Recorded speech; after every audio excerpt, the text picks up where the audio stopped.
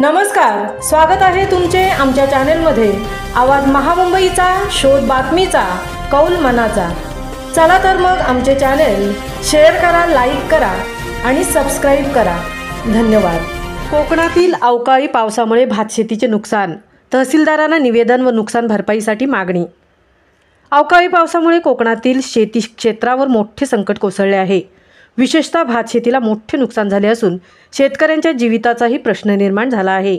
या पार्श्वभूमीवर शेतकऱ्यांनी आपल्या नुकसानीची योग्य पंचनामे करण्यासाठी आणि वाढीव नुकसान भरपाई मिळवण्यासाठी तहसीलदार तथा तालुका कार्यकारी दंडाधिकारी महाड माननीय महेश शितोळे साहेब यांना कुणबी समाजोन्नती संघ मुंबई शाखा महाड पोलादपूर संलग्न कुणबी युवक मंडळाच्या वतीने निवेदन दिले आहे। यावर्षीच्या हंगामात अचानक आणि जोरदार पावसामुळे अनेक गावांमधील भातशेतीची नियोजित कापणी प्रक्रिया लांबली। अनेक भागांमध्ये पावसाने उसळी घेतली आणि या पिकांचे मोठे नुकसान झाले।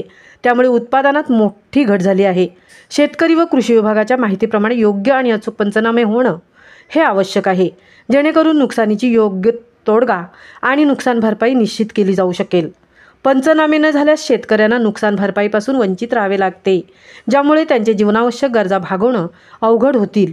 निवेदनामधील मागण्या: त्वरित आणि निवारक पंचनामे, जास्तीत जास्त शेतकऱ्यांची नुकसान कोणतेही निकष न लावता नोंदवण्यात यावे।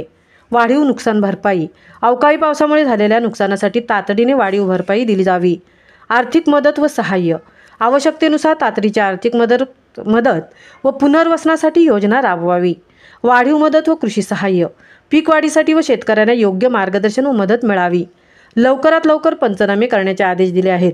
शेतकऱ्यांना योग्य तो न्याय देऊ असे तहसीलदार माननीय महेश शितोळे साहेब यांनी सांगितले। या सर्व मागण्या व विनंत्यांबाबत शेतकरी संघटनांनी तहसीलदार यांना निवेदन दिले आहे।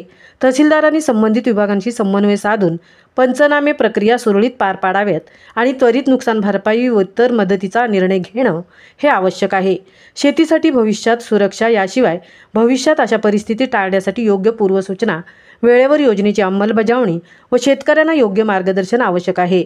तसेच अवकाळी पावसाच्या संकटासाठी सरकारने कोकणातील शेतकऱ्यांसाठी दीर्घकालीन योजना तयार कराव्यात, जेणेकरून शेतकरी सुरक्षित राहतील।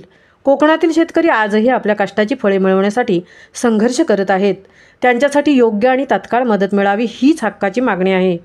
त्यासाठी प्रशासनाने त्वरित पावले उचलावीत आणि शेतकऱ्यांना मदत करावी ही अपेक्षा व्यक्त केली जात आहे।